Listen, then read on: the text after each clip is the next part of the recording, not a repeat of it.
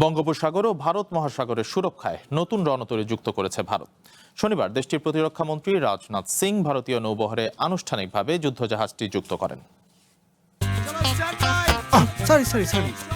লাইফে কখন কি হয় গ্যারান্টি আছে, তাই ইন্স্যুরেন্স করুন সিটি ব্যাংকে, কারণ ইন্স্যুরেন্স করলে সিটিতে সুরক্ষা পাবেন নিশ্চিন্তে। জলপথের নতুন যুদ্ধজাহাজের মাধ্যমে নিজেদের শক্তি বৃদ্ধির বার্তা দিল ভারত।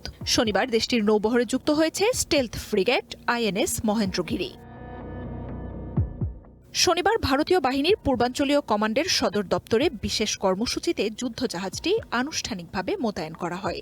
আয়োজনে প্রতিরক্ষামন্ত্রী রাজনাথ সিং বলেন, অত্যাধুনিক ও দেশীয় প্রযুক্তিতে তৈরি ষষ্ঠ প্রজন্মের এই যুদ্ধজাহাজ শত্রু দমনে ভারতের নৌবাহিনীর অন্যতম শক্তি হতে চলেছে। भारत की समुद्री शक्ति के सबसे स्ट्रांग पिलर्स में से एक है। আইএনএস মহেন্দ্রগিরি ভারতীয় নৌবাহিনীর ষষ্ঠ প্রজন্মের স্টেলথ ফ্রিগেট।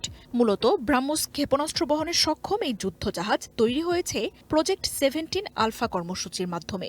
ভারতীয় সামরিক বিশেষজ্ঞদের দাবি, স্টেলথ প্রযুক্তির অত্যাধুনিক যুদ্ধজাহাজ মহেন্দ্রগিরি খুব সহজেই শত্রুপক্ষের নজরদারি র্যাডার ফাঁকি দিতে সক্ষম।